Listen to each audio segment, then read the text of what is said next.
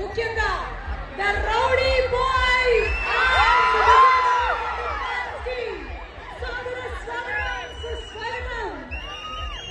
Kingdom కోసం ఎదురు చూస్తున్నటువంటి ఈ శుభతరుణంలో ఈ రోజు తిరుపతిలో మీ అందరి సమక్షంలో ట్రైలర్ లాంచ్ ఈవెంట్ జరగబోతుంది. Are you all ready?